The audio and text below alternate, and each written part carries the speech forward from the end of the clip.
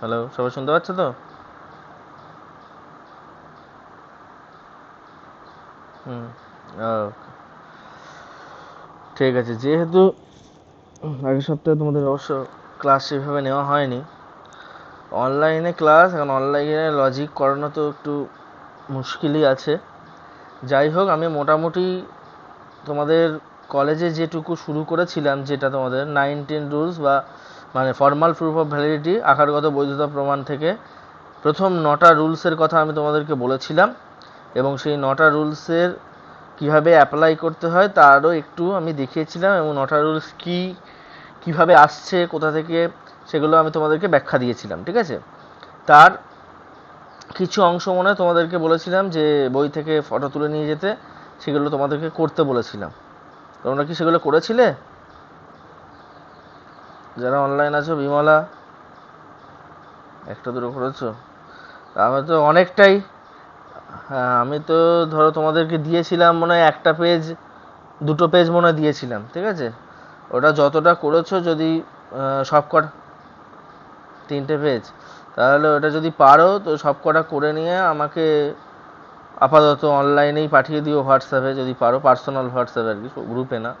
তাহলে আমি যদি পারি, যতটা পারবো দেখে দেবো। ঠিক আছে, আর আজকে আমি তারই তোমাদের কোন কোন পেজটা দিয়েছিলাম একটুখানি বলতে পারবে? মনে হচ্ছে প্রথম দিকের এগুলো দিয়েছিলাম, 80, 79, 82 পেজ মনে হয় দিয়েছিলাম। ঠিক আছে, যাই হোক, সেটা এক্ষুনি বার করার দরকার নেই। সেটা হচ্ছে তোমাদের 19 রুলসের উপরেই তোমাদের মোটামুটি এখানে যে কটা এক্সারসাইজ আছে, মোটামুটি 3-4টে এক্সারসাইজ আছে। ঠিক আছে, তাতে প্রথম দুটো মনে হয় তোমাদেরকে আমি দিয়েছিলাম। তাতে একটা পোর্শনে ছিল কিভাবে ওটাকে অ্যাপ্লাই করতে হয়, যে 9টা রুলস আমরা শিখেছি, এবং আর একটা ছিল যে ডিরাইভেশন করা আছে, অর্থাৎ প্রমাণ করা আছে, সেগুলোকে আর কি কীভাবে প্রমাণিত হচ্ছে সেইটাকে দেখানো। ঠিক আছে, যাই হোক, আমি তোমাদেরকে প্রত্যেকটা পোর্শন থেকে, অর্থাৎ তোমাদের যে কটা এক্সারসাইজ আছে তার থেকে একটা কি দুটো করে আমি করিয়ে দেখানোর চেষ্টা করছি। ঠিক আছে, কতটা অনলাইনে তোমরা বুঝতে পারবে আমি জানি না, তাও আমি চেষ্টা করছি। ঠিক আছে, তোমরা যেখানে অসুবিধা হবে আমাকে বলবে। ঠিক আছে, অনলাইনে যেহেতু নেটওয়ার্কেরও তো সমস্যা হতে পারে, সেহেতু আমাকে বলবে। আমি যতটা সম্ভব মোটামুটি যে কটা এক্সারসাইজ আছে সেই কটা থেকে আমি একটা দুটো করে দেখানোর চেষ্টা করছি। সেগুলো তোমাদেরকেই ডিরাইভ করতে হবে। ঠিক আছে, বাকিগুলো তোমাদেরকেই করতে হবে। আমি তোমাদের ফটো পাঠিয়ে দেবো গ্রুপে, তোমরা সেগুলো ডিরাইভেশন করে নেবে। ঠিক আছে, আমি পেজ ওয়াইজ বলে বলে সেগুলো আমি দেখিয়ে দিচ্ছি, সেই পেজের বাকিগুলো তোমাদেরকে করতে দেবো। সেগুলো যতগুলো পারবে তোমরা করবে। ঠিক আছে, তারপরে আমি বাকি 10 রুলস, যেটা 9 রুলস আমরা শিখেছি, আর 10টা রুলস ফর্মাল প্রুফ অফ ভ্যালিডিটির, সেইটা আমরা শিখবো। টোটাল 19 রুলস, মানে 19টা রুলস আমাদেরকে কিন্তু প্রয়োগ করে মেন প্রমাণগুলো করতে হবে। এখন আমরা 9 রুলসে রয়েছি, 9 রুলস দিয়ে কিন্তু অত কোশ্চেন এক্সামে আসবে না, কিন্তু যেহেতু প্রাথমিক ভাগ না শিখলে পরের ভাগগুলো আমরা করতে পারবো না, সেহেতু আমাদেরকে প্রথম 19 রুলসের প্রথম 9টা রুলস কিন্তু ভালো করে আগে করতে হবে। ঠিক আছে, যাই হোক, আমি তোমাদেরকে একটু খাতায় করে দেখাবার চেষ্টা করছি, কতটা বুঝতে পারছো দেখো।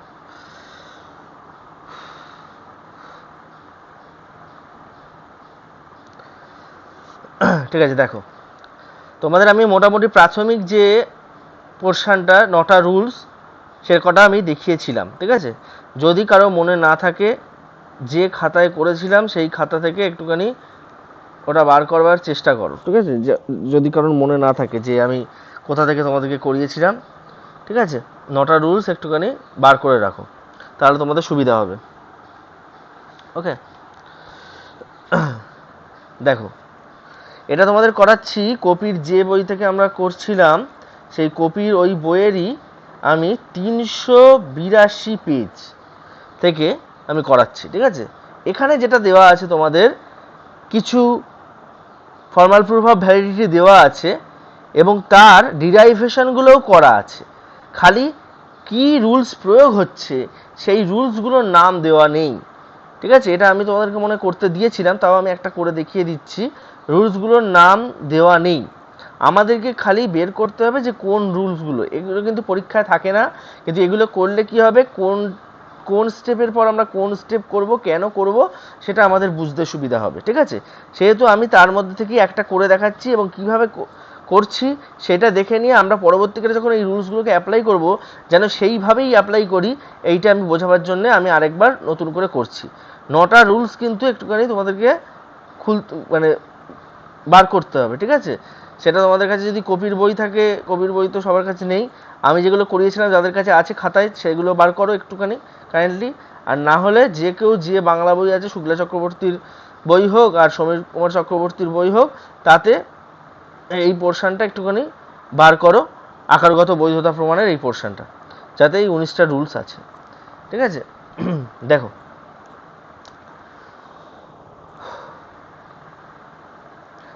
দেখো এরই 2 নম্বর একটা অঙ্ক আছে। ঠিক আছে, 382 পেজে যে এক্সারসাইজ আছে তার 2 নম্বর একটা অঙ্ক আছে। সেই 2 নম্বর অঙ্কে প্রথমে আছে E vel F dot G vel H.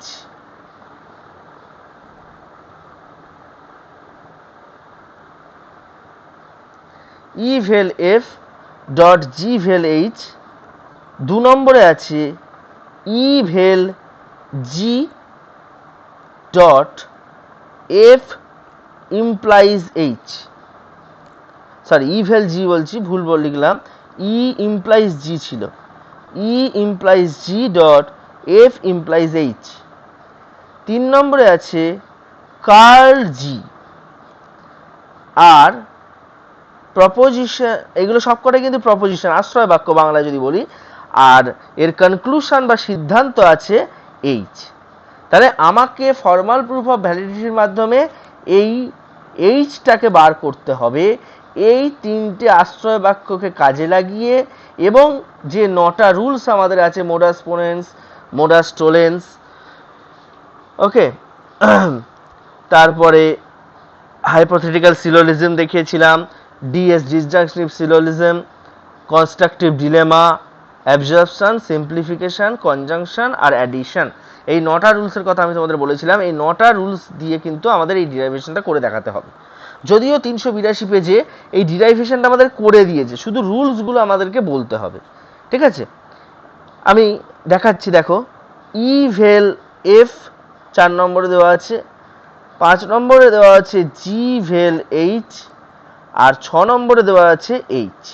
তাহলে এইচকে কিন্তু, এইচ যে এই 3টে থেকে ডিরাইভ হয়, সেই এইচটাকে কিন্তু এখানে বার করে দেখিয়ে দিয়েছে আমাদেরকে। খালি আমাদের বলতে হবে যে এই 3টের সাথে কোন রুলস প্রয়োগ করে এই এইচটা এখানে বার হলো, বা কিভাবে এটা ডিরাইভ করলাম আমি। ওকে, তাহলে সেইটা আমাদেরকে বলতে হবে। তাহলে প্রথম যে স্টেপটা, আমরা ই ভেল এফ পেয়েছি। কিভাবে পেয়েছি দেখো, তোমাদের যে রুলসগুলো দিয়েছিলাম 9টা রুলস, সেই 9টা রুলসের মধ্যে একটা রুলস আছে সিম্পলিফিকেশন।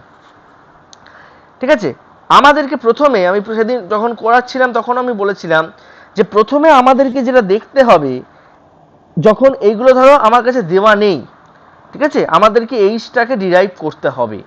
এগুলো তো এখানে করে দিয়েছে, সেই জন্য আমরা জানতে পারছি, কিন্তু আমাকে এই 3টে দেবে, এইচটাকে ডিরাইভ করতে বলবে। তাহলে আমাদেরকে দেখতে হবে এইচটা আমি কিভাবে বার করব। প্রথম কথা, এইচ বার করতে গেলে এইচ যে আশ্রয় বাক্যগুলোতে আছে সেগুলোকে আগে নজর দিতে হবে। দেখো 2 নম্বরে 1 নম্বর বাক্য E vel F dot G vel H আছে, জি এর সাথে এইচ বসে আছে। আবার E implies G dot F implies H আছে, এফ এর সাথেও এইচ আছে। এখন তাহলে আমাদের যে 9টা রুলস, সেই 9টা রুলসকে কিভাবে প্রয়োগ করলে এইচ বার করতে পারবো, এই দুটো থেকে 1 বা 2 যে কোনো একটা থেকে তো আমাদের এইচটাকে আলাদা করতেই হবে, সিঙ্গেল এইচ আনতে হবে, সেটা আমাদেরকে চেষ্টা করতে হবে। এখন যেহেতু 3টে বাক্য, একটা বাক্যের যে কার্ল জি, কার্ল জি আমরা যে ব্যবহার প্রথমেই করব সেটা তো সম্ভব নয়, কারণ জি আছে আবার ই এর সাথে। ঠিক আছে, এক জায়গায় ই এর সাথে আছে, এক জায়গায় এইচ এর সাথে আছে। তাহলে আমাদেরকে ভাবতে হবে আগে এই ই ইমপ্লাইজ জি অথবা জি ভেল এইচটাকে আমরা কি করে আলাদা করতে পারি। জি ভেল এইচটাকে যদি আমি আলাদা করতে পারি এবং ই ইমপ্লাইজ জি থেকে জিটাকে যদি আমি আলাদা করতে পারি তাহলে জিকে বাদ দিয়ে আমি এইচকে পেতে পারি। আমাদেরকে খুব ভালো করে আগে বুঝতে হবে যে আমরা কিভাবে জিনিসটাকে, মানে যে প্রুফটা আমাদেরকে দেবে সেই প্রুফটাকে আমরা কিভাবে মানে ওই সিদ্ধান্তটাকে আনবো। বা এই প্রক্রিয়াটা করার জন্য আমাদেরকে কিন্তু ভাবতে হবে যে কোথায় এইচটা আছে এবং কোন প্রসেসে ওই 9টা রুলসকে কাজে লাগিয়ে আমি এইচটাকে আনবো। ওকে, এখন নেক্সট যে কথাটা সেটা হচ্ছে এখানে দেখো তাহলে এইচ আছে জি ভেল এইচ এর সাথে, আবার এই জি ভেল এইচ বসে আছে ই ভেল এফ এর সাথে। তাহলে ই ভেল এফটাকে অবশ্যই আমাকে আগে সরাতে হবে। ই ভেল এফটাকে যদি আমি না সরাতে পারি তাহলে আমি জি ভেল এইচটাকে পাবো না। ই ভেল এফকে যদি আমি না সরাতে পারি তাহলে আমি জি ভেল এইচটাকে কিন্তু পাবো না। আর জি ভেল এইচকে না পেলে আমি কাকে পাবো না? আমি এই এইচটাকেও কিন্তু পাবো না। ঠিক আছে, তাহলে খুব ভালো করে আমাকে আগে বুঝে নিতে হবে এইচটাকে আমি কোথা থেকে পাবো। জি থেকে পাবো, অবশ্যই জি থেকে পাবো, সেটা নিয়ে কোনো সন্দেহ নেই। কিন্তু তার জন্য আমাকে জি ভেল এইচটাকে বার করতে হবে। জি ভেল এইচটাকে বার করলে তার উপরে কোনো রুলস লাগিয়ে আমি এইচটাকে পেতে পারি, বা ই ইমপ্লাইজ জি যদি আমি বার করতে পারি তার উপরে কোনো রুলস লাগিয়ে আমি জিকে পেয়ে জি থেকে আবার এইচটাকে পেতে পারি। তাহলে এইভাবে আমাদেরকে কিন্তু একটু ভেবে নিতে হবে কিভাবে আমরা করব। প্রথমেই 3টে আশ্রয় বাক্যকে কাজে লাগাতে হবে। 3টে আশ্রয় বাক্যের মধ্যে কোন আশ্রয় বাক্যটাকে কাজে লাগাবো সেটা দেখতে হবে। তারপরে যখন 4 নম্বর আশ্রয় বাক্য এসে যাবে তখন 1 2 3 4 4টে আশ্রয় বাক্যকে দেখে কোনটাকে কাজে লাগাবো সেটাকে দেখতে হবে। তারপর 5 নম্বর, মানে প্রত্যেকটা স্টেপ বাই স্টেপ আমাদের হবে। যখন 3টে আশ্রয় বাক্য তখন সেই 3টে আশ্রয় বাক্যকে নিয়ে আমরা কাজ করব। তার মধ্যে যে কোনো দুটো হতে পারে কাজ, আবার যে কোনো দুটোর মধ্যে কাজ হবে। আবার যখন 4 নম্বরটা আমি পেয়ে যাবো তখন 1 2 3 4 এই 4টাকেই আমি কাজে লাগাতে পারি পরবর্তী স্টেপে যাওয়ার জন্য। আবার যখন 5 নম্বর হয়ে যাবে তখন 1 2 3 4 5 এই 5টাকেই আমি কাজে লাগাতে পারি কোনটা 6 নম্বর স্টেপে যাওয়ার জন্যে। ঠিক আছে, কিন্তু এগুলো প্রত্যেকটাই আমাদের যে রুলসগুলো আছে সেখানে আমরা দেখব কোনটা একটা। শুনতে পাচ্ছ? কারো কি কোনো অসুবিধা হচ্ছে বলো? হ্যালো, সবাই শুনতে পাচ্ছ তো? ওকে ওকে, ঠিক আছে, হ্যাঁ ঠিক আছে। দেখো তাহলে এইখানে দেখো এই যে ইভেল এফটা আমার কোথা থেকে এসেছে এটা আমাকে আগে জানতে হবে। দেখো ইভেল এফটা এসছে আমার প্রথম যে বচনটা, আমার আশ্রয় বাক্যটা আছে 1 নম্বর, তাকে সিম্পলিফিকেশন করে। দেখো সিম্পলিফিকেশনের যে রুলসটা আমাদেরকে দেওয়া ছিল সেটা কি বলতো? পি ডট কিউ, তার থেকে আমরা পি বার করেছিলাম। আমাদের যে রুলসটা ছিল সেটা হচ্ছে পি ডট কিউ, এর থেকে আমরা পি কে ডিরাইভ করতে পারি। পি ডট কিউ থেকে আমি পি কে আনতে পারি। পি ডট কিউ থেকে আমি পি কে আনতে পারি। এগুলো তোমাদেরকে আমি দেখিয়েছিলাম আগে। তাহলে এই পি ডট কিউ যদি আমি ধরি এটাকে, তাহলে এখানে পি কোনটা? ই ভেল এফটা হচ্ছে পি আর জি ভেল এইচটা হচ্ছে আমার কিউ। তাহলে এখানে পি কে আমি এই পি ডট কিউ থেকে নামালাম। এটা যদি পি হয় আর এটা যদি কিউ হয় আমি ধরি, তাহলে এই পি ডট কিউ থেকে আমি পি কে ডিরাইভ করলাম 4 নম্বরে গিয়ে। তাহলে এখানে আমাকে কি লিখতে হবে? 1 এর সিম্পলিফিকেশন, এর শর্ট ফর্ম লেখা যায় এসআইএমপি, সিম্প। নেক্সট 5 নম্বরে আমি কি করেছি? 5 নম্বরে গিয়ে জি ভেল এইচ লিখেছি। কিন্তু জি ভেল এইচকে কি প্রথমটা থেকে সিম্পলিফাই করা যায়? তা তো করা যায় না। তাহলে জি ভেল এইচটা আসছে কোথা থেকে?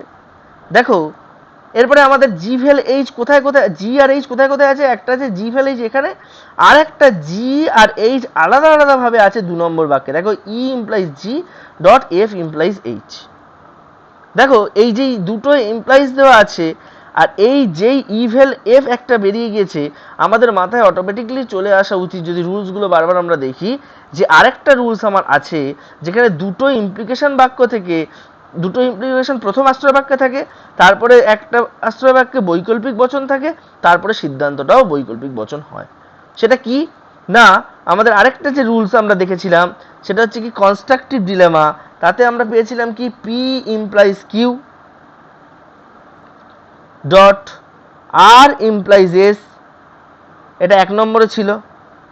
2 নম্বরে ছিল পি ভেল আর, অতএব 3 নম্বরে ছিল কিউ ভেল এস। তাহলে এখানে দেখো পি ইমপ্লাইজ কিউ আর কিউ এই আর ইমপ্লাইজ এস, দেখো চারটি আলাদা আলাদা। তাহলে এটাকে যদি আমি ই কে যদি পি ধরি, জি কে কিউ ধরি, এফ কে আর ধরি, এইচ কে এস ধরি, তাহলে কি হচ্ছে আমার P implies Q R implies S.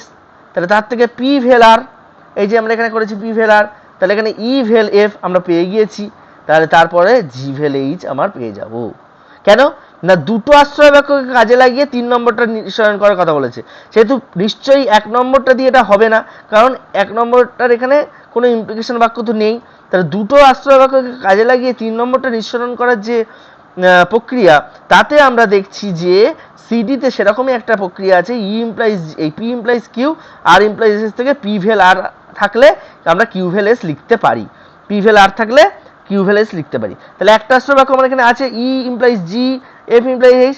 আরেকটা আশ্রয় বাক্য আমরা প্রথমটা থেকে পেয়ে গিয়েছি ই ভেল এফ, তাহলে ই ভেল এফ আমরা পেয়েছি, তাহলে জি ভেল এইচ আমরা লিখতেই পারি।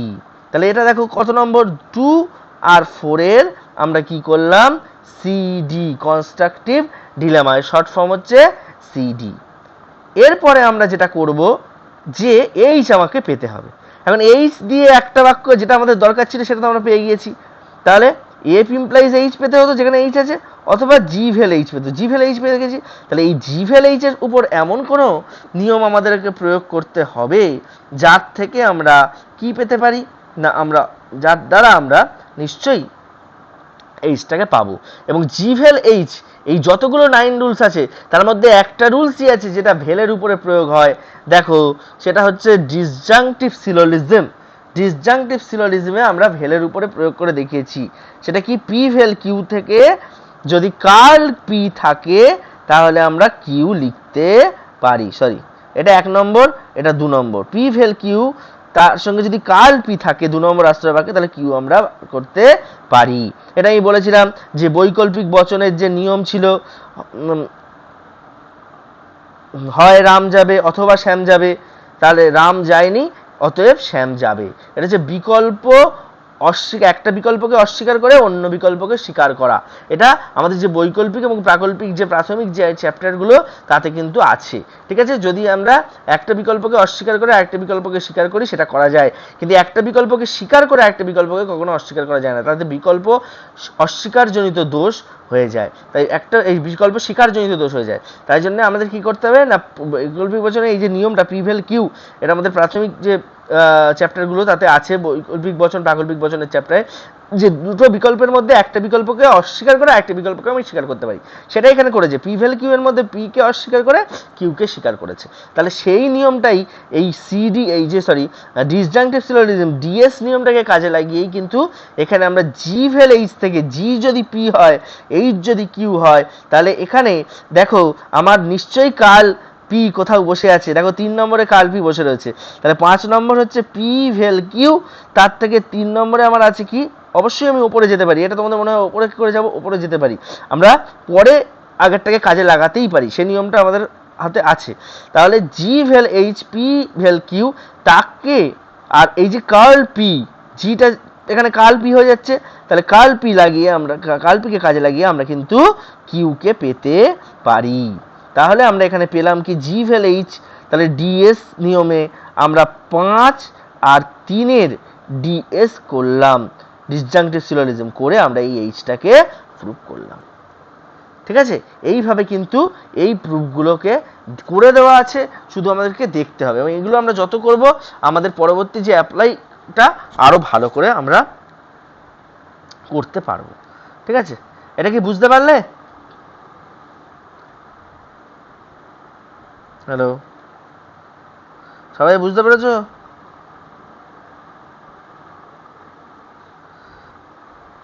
অন্যরা কোথায়?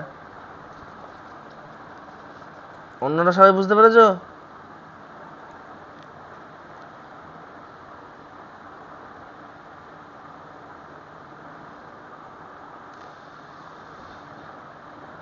দেখো এটা হচ্ছে 382 পেজের। তোমাদেরকে আমি 300 এবং 82 এবং 83 যতগুলো অনুশীলনী আছে সেগুলো ফটো তুলে পাঠিয়ে দেবো, একটুখানি করার চেষ্টা করো, কারণ এভাবে ছাড়া তো উপায় নেই। ঠিক আছে, নেক্সট যে সেগমেন্টে যাব সেটা হচ্ছে এর অ্যাপ্লিকেশান। সেটা হচ্ছে 385 পেজে আছে। ঠিক আছে, 385 পেজে। ওকে, 385 পেজে যে অ্যাপ্লিকেশানটা আছে সেইটা আমরা এবার দেখব।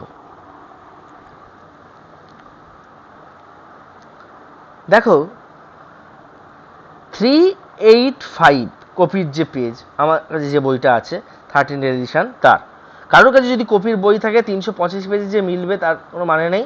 কার কাছে যদি অন্য এডিশন থাকে 14 এডিশন বা এরকম, তাতে ফর্মাল প্রুফ অফ ভ্যালিডিটি খুললেই পরপর এই এক্সারসাইজগুলো পেয়ে যাবে। ঠিক আছে, আমি সেই জন্যে দাগ নাম্বার বলে দিয়ে করছি, তাহলে সেই দাগ নাম্বার যে অনুশীলনীতে আছে সেই অনুশীলনী থেকে আমি করাচ্ছি। ঠিক আছে, নেক্সট দেখো এই যে 385 পেজ, এখান থেকে মনে হচ্ছে তোমাদের একটা কি দুটো আমি করে দিয়েছিলাম, তাও আমি একবার, অনেকদিন যেহেতু হয়নি সেহেতু আমি দেখিয়ে দিচ্ছি। দেখো এর 385 পেজের আমি যেটা করছি সেটা হচ্ছে 3টা আমি করছি 385 পেজের। এখানে যেটা দেওয়া আছে 3 নম্বর অঙ্কে, 1 নম্বর বাক্য আছে জি, 2 নম্বর বাক্য আছে এইচ, এবং সিদ্ধান্ত দেওয়া আছে G dot H vel I. এটা আমার সিদ্ধান্ত দেওয়া আছে। এখানে কিন্তু কোনো ডিরাইভেশন করা নেই, আমাদেরকে ডিরাইভ করতে হবে জি ডট এইচ ভেল আইটা আমার কোথা থেকে আসছে, এটা আমাদেরকে বার করতে হবে। ঠিক আছে, সবার কাছে যদি 90 রুলসটা খোলা থাকে তাহলে আমাকে বলো যে এই জি এইচ থেকে আমাকে আনতে বলেছে G dot H vel I, I তো এখানে নেই, আইটা আনবো কি করে, আর এই জি ডট এইচটা আনবো কি করে। একদম সহজ, একটুখানি যদি খোলা থাকে সবার কাছে আমাকে কেউ একজন বলো যে জি ডট এইচটা আমরা আনবো কি করে।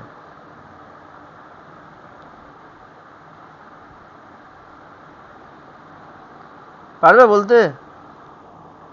90 রুলস কার কাছে খোলা নেই? হ্যাঁ হ্যাঁ হ্যাঁ বলো।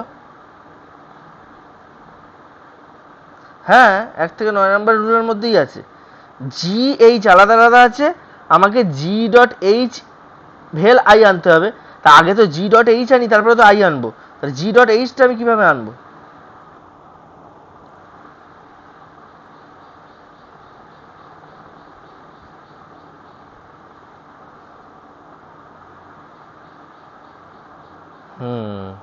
সিওএনজি মাধ্যমে, গুড।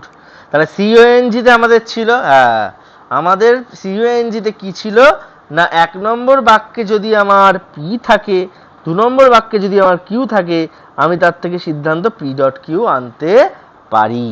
ঠিক আছে, কনজয়েন্ট মাধ্যমে। তাহলে সেইটাই এখানে জি যদি পি হয়, এইচ যদি কিউ হয়, তাহলে আমি এখান থেকে জি ডট এইচ লিখতে পারি। তাহলে 1 আর 2 কে কনজাংশনের মাধ্যমে আমি কনজয়েন করে, যুক্ত করে আমি একটা সংযোগিক বচন গঠন করতে পারি। ঠিক আছে, 4 নম্বর বাক্যে গিয়ে তাহলে আমি আইটাকে কিভাবে আনবো বলো, তুমি বলেছো, বলো আইটাকে কি করে আনবো, সিদ্ধান্ত কিভাবে আনবো জি ডট এইচ এর সাথে? অন্যরা কি ঘুমিয়ে পড়লো নাকি কেউ ক্লাস?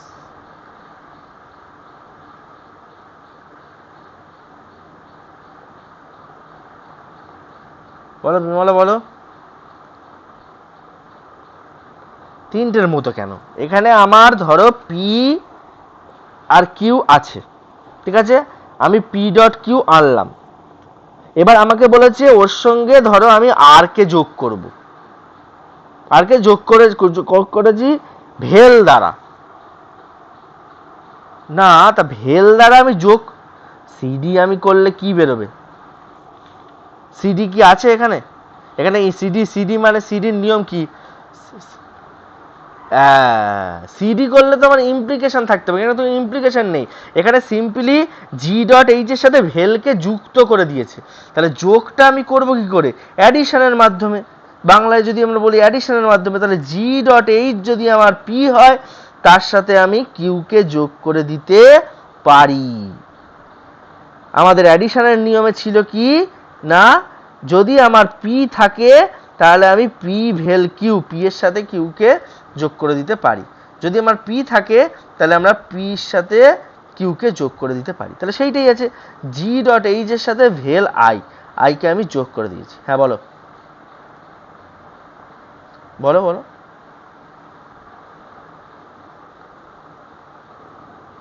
যেটা লিখলাম সেটা মুখে বলবো? ও ছবিটা, হ্যাঁ 4 নাম্বারটা আমি যেটা বললাম সেটা হচ্ছে যে জি এইচ, আমার 1 আর 2 নম্বর বাক্য, 3 নম্বর আমি জি ডট এইচ করলাম 1 আর 2 এর কনজাংশনের মাধ্যমে। তাহলে আমাকে এবার করতে হবে কি না, সিদ্ধান্ত আইটাকে আনতে হবে জি ডট এইচ এর সাথে যুক্ত করতে হবে। সিদ্ধান্ত আই আমি আনবো কি করে? আমার যে 9টা রুলস, তার কোনো 8টা রুলসে কোথাও ভেল যুক্ত হয়েছে বা এরকম কোনো রুলস কিন্তু নেই, শুধু একটা ছাড়া, সেটা হচ্ছে অ্যাডিশন। 9 নম্বর রুলসটা যেটা হচ্ছে অ্যাডিশন। অ্যাডিশনে আমার কি ছিল না, পি ছিল, পি এর সাথে আমি অ্যাডিশন করেছিলাম কিউকে, কি না অ্যাডিশন রুলসের মাধ্যমে, পি ভেল কিউ। সেরকম জি ডট এইচ এখানে তো আমি পেয়ে গিয়েছি, তাহলে এই জি ডট এইচকে সমগ্রভাবে তুমি পি ধরো। তাহলে জি ডট এইচ যদি পি হয়, তাহলে পি এর সাথে আমি কিউকে যোগ করে দিলাম, আই এখানে কিউ হিসেবে হলো, তাহলে আইকে যোগ করে দিলাম, তাহলে আমার এই রুলসটা পেয়ে গেলাম রুলসের মাধ্যমে। কোন রুলস না, 3-এর অ্যাডিশন। 3-এর অ্যাডিশন করা মানেই আমি জি ডট এইচ এর সাথে আই লিখতে পারি।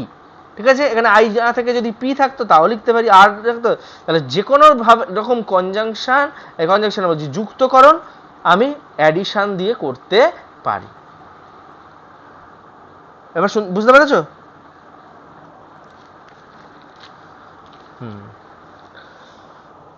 চলো, এই 385 পেজেরই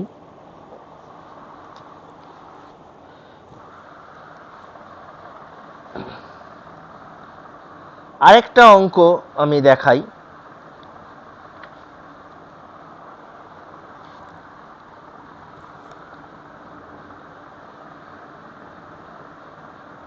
সেটা হচ্ছে 16 নাম্বার অঙ্ক।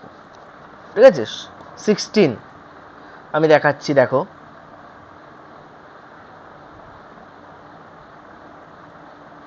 16 নাম্বার অঙ্ক। দেখো, T implies U dot T implies V. 16 number অঙ্কের 1 নম্বর রাষ্ট্রীয় বাক্য এটা, 2 নম্বর রাষ্ট্রীয় বাক্য কোনটা, টি, আর সিদ্ধান্ত দেওয়া রয়েছে ইউ ভেল ভি। সিদ্ধান্ত দেওয়া রয়েছে ইউ ভেল ভি। তাহলে আমরা কি করব? আমাকে বলেছে ইউ ভেল ভি আনতে হবে। ইউ আর ভি কার সাথে আছে? টি এর সাথেই আছে। একটা টি এর সাথে আছে ইউ, আবার টি এর সাথে আছে ভি।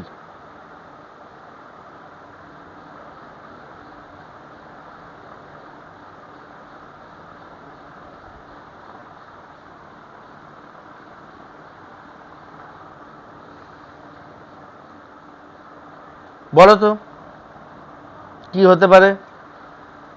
অন্যরা যারা আছো একটু বলো, শুনতে পাচ্ছ না?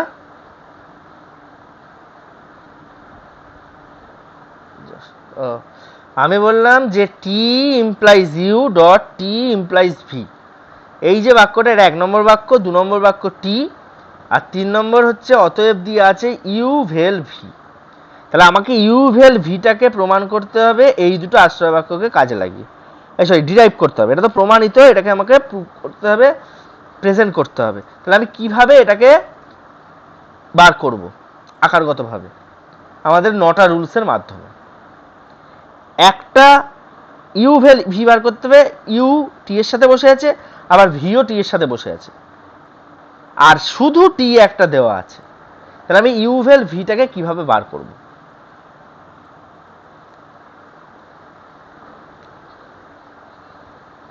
হ্যাঁ, কনস্ট্রাকটিভ ডিলেমায় আমার আছে টি ইমপ্লাই এই যে P implies Q, R implies S, therefore P vel Q, তারপরে রয়েছে কিউ ভেল এস, তাই তো? এই পি ভেল কিউ বলছি, পি ভেল আর, তারপরে আছে কিউ ভেল এস, তাই আছে তো? কনস্ট্রাকটিভ ডিলেমা তাই আছে? বলো বলো। তাই আছে, ওকে। তাহলে এখানে আমার এটা হচ্ছে পি, আমরা যদি তুমি বলেছো একদম ঠিক, এটা কিউ, ঠিক আছে? তারপরে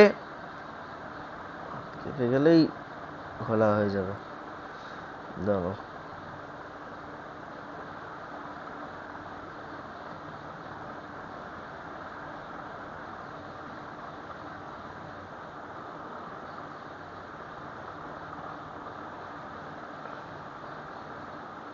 না, আমি সেটা বলছি না, আমি বলছি যে দাঁড়াও, ক্যামেরাটা আগে ঠিক করি, অঙ্ক করানোই মুশকিল।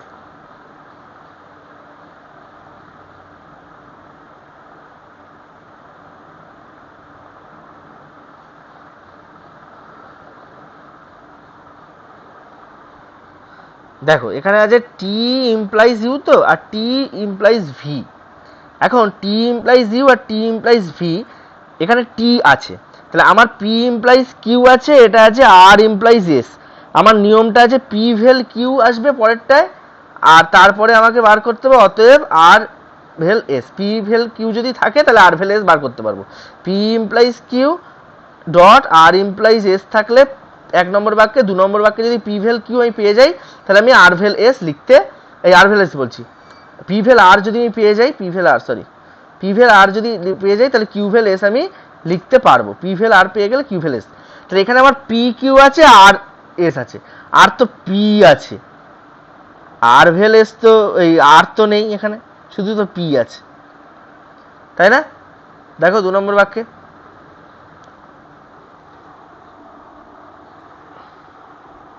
এইচএস টি কে আমি অ্যাড করব। এইচএস এর আন্ডারে কি করে আসছে তুমি বলো? এইচএস এ আমার রুলস কি ছিল?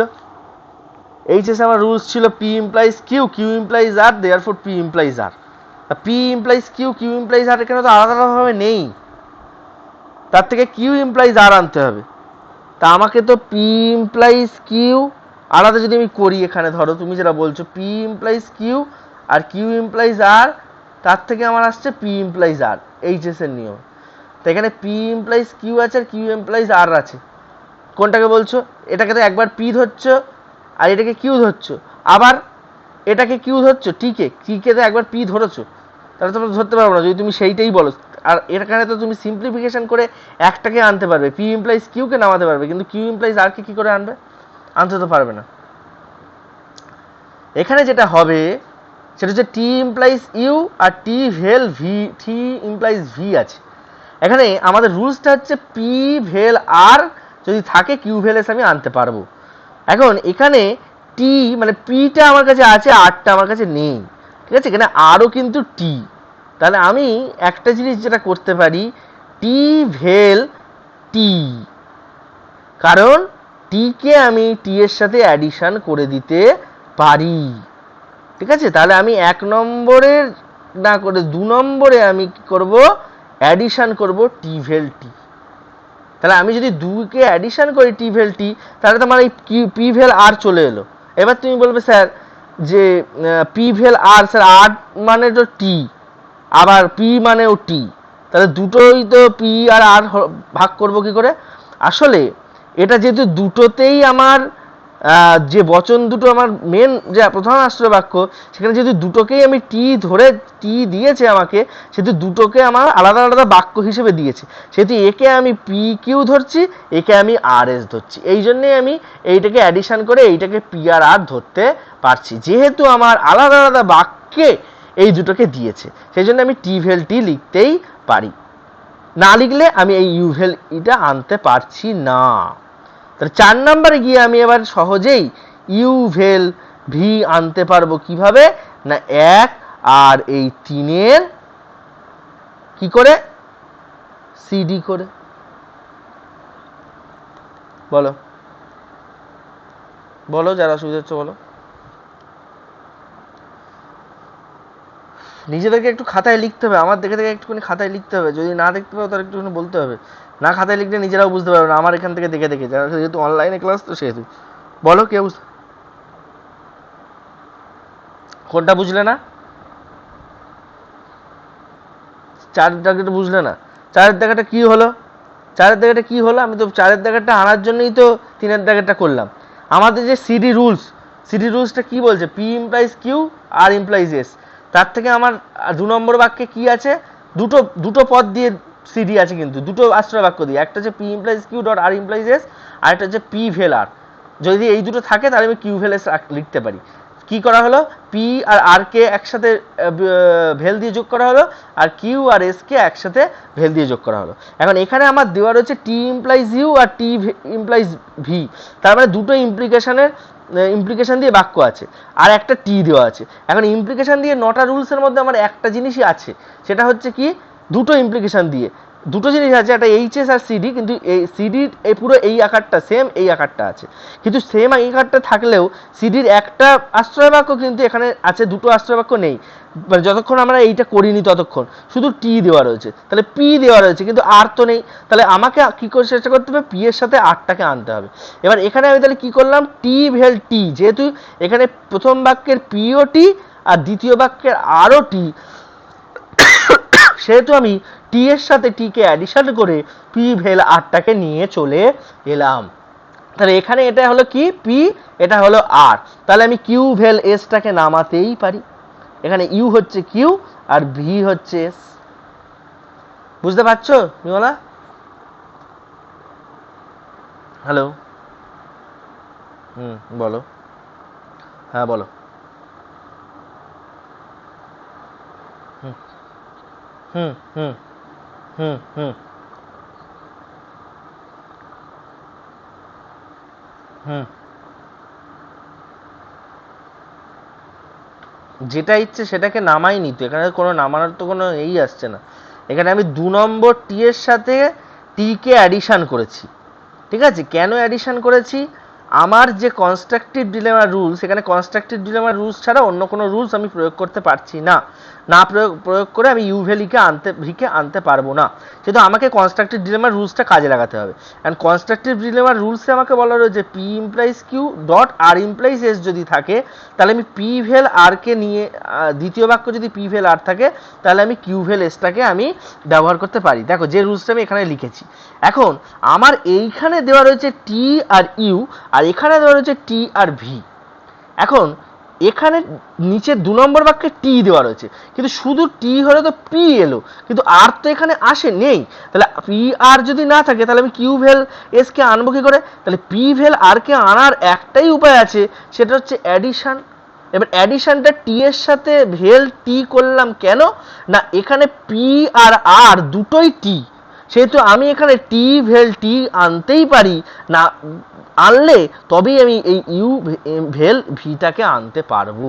এখানে পি আর আরটা দুটোই টি, কারণ এখানে এটা একটা বাক্য, সেটা হচ্ছে টি ইমপ্লাইজ ইউ, টি আলাদাভাবে ইউ এর সাথে ইমপ্লিকেশন হয়ে রয়েছে, আবার এটা একটা বাক্য টি ইমপ্লাইজ ভি, সেটাও আলাদা একটা বাক্য, সেহেতু এখানে আমি টিটাকে পি হিসেবে ধরছি, এখানে আমি টিটাকে আর হিসেবে ধরছি, এবং এইভাবে একইভাবে ধরে নিয়ে আমি এখানে টি এর সাথে এই টি কেও অ্যাডিশন করছি পি ভেল কিউ আকারে। বোঝাতে পারছি কি না, কোথায় কনফিউশন হচ্ছে বলো? তাহলে যদি আমি টি ভেল টিকে আনি, তাহলে আমি ইউ ভেল ভিটাকে আনতে পারবো। এই হচ্ছে 16 নম্বরের ম্যাথটা। এটা হচ্ছে 85 নম্বর যে তোমাদের পেজ আছে তার দুটো আমি করালাম, 85 এবং 86-এ টোটাল 30টা ম্যাথ আছে, 30টা তোমাদের ডিরাইভেশন আছে, ঠিক আছে? 85 আর 86-এ, ওকে? একইভাবে রুলস দিয়েই করা আছে, শুধু যে জিনিসটা আমাদের এই প্রত্যেকটা এক্সারসাইজে বাড়বে, প্রথম যে এক্সারসাইজটা দেখবে একটা বাক্যে আমি ডিরাইভ করে ফেলতে পারছি, প্রুফ করতে পারছি। দ্বিতীয়টায় দেখবে দুটো করে বাক্য লাগছে, তৃতীয়টায় দেখবে তিনটে করে লাগছে, চতুর্থটায় দেখবে চারটে করে লাগছে, পঞ্চমটায় দেখবে চারটেও লাগতে পারে, পাঁচটাও লাগতে পারে, আবার আটটাও লাগতে পারে। কিন্তু এই 9টা রুলসকে কাজে লাগিয়েই আমাদের এইগুলো হবে। আমি তোমাদের বেসিক এগুলো সব করে দিচ্ছি, তোমরা মোটামুটি চেষ্টা করবে। আমি প্রথমে বললাম যে 82 আর 83 এই পুরো পাতাটা দেবো, আর 85 86ও দেবো, আর 87টাও আমি করিয়ে দিচ্ছি, 87টাও তোমাদেরকে দিয়ে রাখবো। খালি 89টা আমি একটা শিখিয়ে দেবো, কিন্তু তোমাদেরকে দেবো না, ঠিক আছে? 89টা নেক্সট দিন দেবো। তার সাথে আমি 19 রুলসের যে বাকি 10 রুলস সেটাও আমি বলে দেবো পরের দিন। তাহলে তোমরা কি বাকিটা 10 রুলসের ওটাও করে ফেলতে পারবে তাহলে পরের দিন। ওকে, একটু তাড়াতাড়ি না করলেও হবে না, এ হচ্ছে সমস্যা। দেখো এইবার যেটা আমি করাচ্ছি সেটা হচ্ছে 387 পেজ থেকে এই পর্যন্ত তোমাদেরকে আমি করতে দিয়ে রাখবো, যতটা পারবে তোমরা করবে। তারপরে 19 রুলসের 9 রুলস যদি আমরা না ঠিকঠাক করে করি, পরে 10 রুলস তো আমরা করতে পারবো না, এবং 10 রুলস করার পরে আমরা দেখব পুরো 19টা রুলসকে কাজে লাগিয়ে আমাদেরকে করতে হবে। সেই জন্য আমাদেরকে একটু দ্রুত এগোতে হবে। নেক্সট দেখো আমাদের যেটা আছে সেটা হচ্ছে 87 নম্বর যে পেজ সেইটা।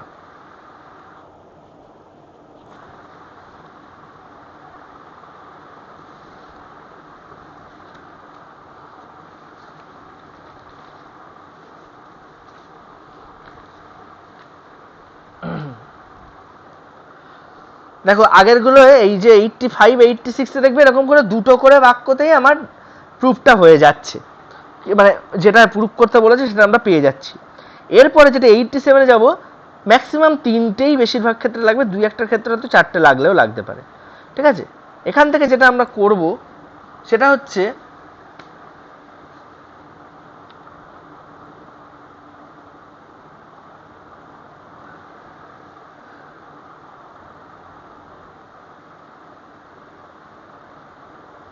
চার নম্বরটা,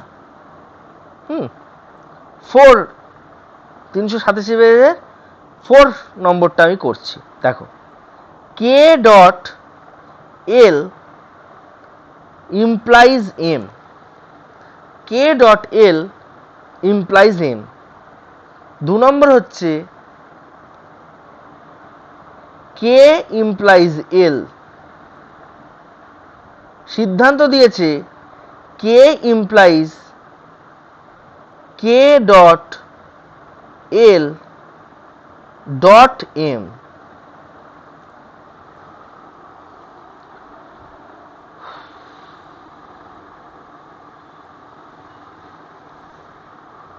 খুব ভালো করে দেখো, এটা খুব সহজ নয়, মানে এখন আপাতত তোমাদের কাছে, যখন শিখে যাবে তখন এগুলো খুবই সহজ লাগবে। প্রথম বাক্য হচ্ছে কে ডট এল ইমপ্লাইজ এম, দ্বিতীয় বাক্য হচ্ছে কে ইমপ্লাইজ এম, সিদ্ধান্ত হচ্ছে কে ইমপ্লাইজ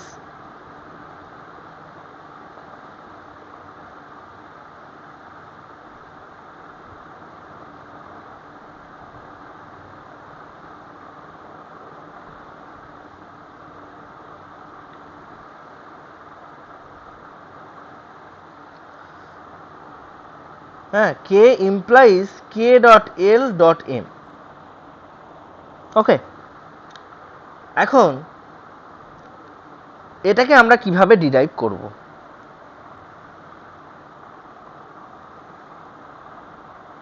তাহলে সিদ্ধান্তে কে আছে আর কে ডট এল ডট এম আছে, কে ডট এল ডট এম আছে সিদ্ধান্তে। দেখো তাহলে কে ডট এল ইমপ্লাইজ এম আছে প্রথম আশ্রয় বাক্যে, আর দ্বিতীয় আশ্রয় বাক্যে আছে কে ইমপ্লাইজ এল। আমাকে বার করতে হবে কে implies K dot L dot M, কারণ এখান থেকে কে ডট এল নিতে হবে, আবার এমটাকেও নিতে হবে, কিন্তু এমটা কে ডট এল এর মাঝখানে এখানে ডট হিসেবে যোগ হয়ে থাকবে, আর এখান থেকে আমাকে কেটাকে নিতে হবে।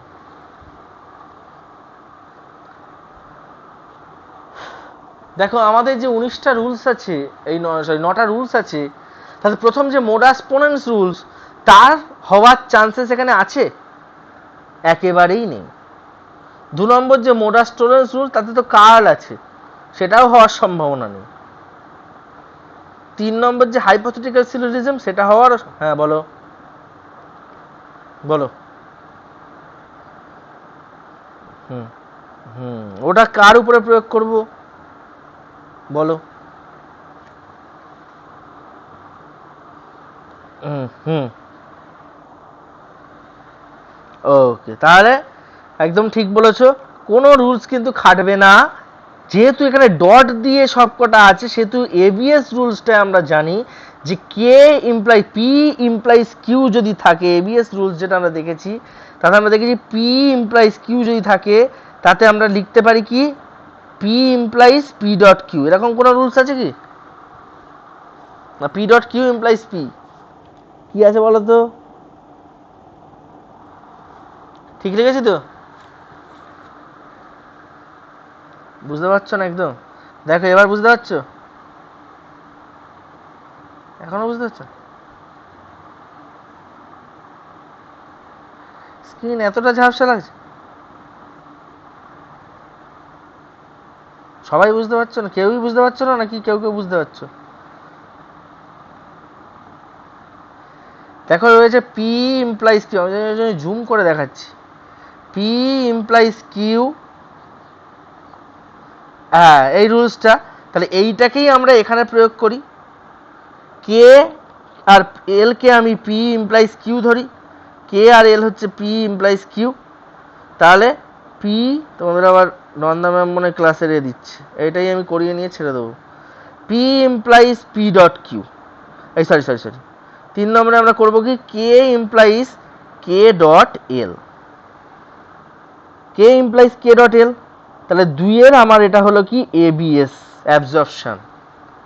এইবার আসো 4 নাম্বারে।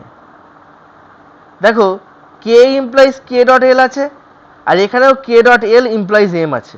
তাহলে কেটা তো আমার এলো, কিন্তু কে ডট এল ডট এমটাকে তো আমাকে আনতে হবে। এটা আমি কিভাবে আনবো?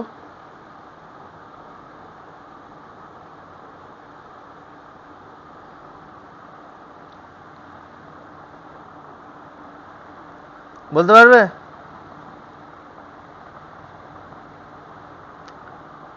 কে ডট এল ডট এমটাকে আগে আনতে হবে, তাহলেই আমি কে implies K dot L dot এমটাকে আনার একটা পোর্শনে থাকবো। কিন্তু কে ডট এল ডট এমটাকে আনবো কোথা থেকে? এখান থেকে তো আমার কে ইমপ্লাইজ কে ডট এল শুধু এলো, এখান থেকে আমার কে ইমপ্লাইজ কে ডট এল শুধু এলো, কিন্তু এই কে ডট এল ডট এম, এই যে সিদ্ধান্তে যেটা আছে, এটাকে আমি আনবো কোথা থেকে? দেখো আমি করিয়ে দিচ্ছি, একটুখানি মাথা ঠান্ডা করে দেখো। সিডি করবে কিভাবে বলো? কনস্ট্রাকটিভ ডিলেমা করলে কি হবে? সিডি তো কনস্ট্রাকটিভ ডিলেমা তো এই রুলসটা হবে না, হবে না। দেখো এই ওপরের 1 নম্বরটাকে আবার আমরা, এইচএসও আসবে না, আমাকে কে ডট এল ডট এম আনতে হবে, ডট আনতে হবে। শুধু ডট আনার তো ওই রুলসগুলো কোনোটাতেই ডট আসবে না। দেখো আমি বলে দিচ্ছি, কে ডট এল implies K dot L dot M, এটা আমি করলাম 1-এর এবিএস। দেখো এটা পি, এটা কিউ, রুলসটা হচ্ছে পি ইমপ্লাইজ কিউ থেকে P implies P dot Q. তাহলে কে ডট এল যদি পি হয়, এম যদি কিউ হয়, তাহলে P implies P dot Q. এলো না এলো না? এলো? দেখো তো, বুঝতে পারছো? হ্যাঁ, তাহলে এবার আমার এইবার দেখো এর উপরে আমি কি প্রয়োগ করলে কে implies K dot L dot M আনতে পারবো। দেখো কে এখানে বসে রয়েছে, আর কে ডট এল ডট এম এখানে বসে রয়েছে, তাহলে এই দুটোকে আমাকে যোগ করতে হবে। দেখো দুটোর মাঝখানে ইমপ্লিকেশন বসে রয়েছে, এরকম ইমপ্লিকেশন সূত্র দিয়ে এ আছে আমার এইচএসে। দেখো পি ইমপ্লাইজ কিউ, তারপরে 2 নম্বর বাক্যে আছে Q implies S, Q imply R, তার থেকে আমার আসে পি ইমপ্লাইজ আর, আসে না? তাহলে পি ইমপ্লাইজ কিউ, এটা হচ্ছে কিউ ইমপ্লাইজ আর, তার থেকে আমি আনতে পারি কে implies K dot L dot M, এটা হলো আমার 2 আর 4-এর এইচএস। আছে রুলসটা আছে, বুঝতে পারলে? তাহলে এইভাবে আমার এইটা কিন্তু আসছে। এই 87 নাম্বারের যে ম্যাথগুলো দেখবে, ম্যাথগুলো বলছি লজিকগুলো, ফর্মুলা লজিকগুলো, সেগুলো বেশিরভাগই আমার 3টে কি 4টের মধ্যে আমার প্রুফটা হয়ে যাবে। আমি তোমাদের মোটামুটি এই 3টে যে কটা করালাম, যার থেকে 87-88 পেজ পর্যন্ত তোমাদেরকে দিয়ে দিচ্ছি। তোমরা যতটা পারবে করে, ঠিক আছে? নেক্সট দিন আমরা যখন ক্লাস নেব, যেগুলো পারোনি সেগুলো একটুখানি বলবে, আর যেগুলো পেরেছো আমাকে হোয়াটসঅ্যাপে নয় পাঠিয়ে রেখো, আমি যতটা সময় পাবো যেভাবে পাবো দেখে দেবো, ঠিক আছে? এছাড়া তো সম্ভব না। ওকে, ঠিক আছে? আমি মোটামুটি তোমাদেরকে যতগুলো যে কটা পেজ থেকে করালাম সেই কটা থেকেই দিয়ে দেবো। ওকে, ঠিক আছে, চলো এই পর্যন্ত থাকলো।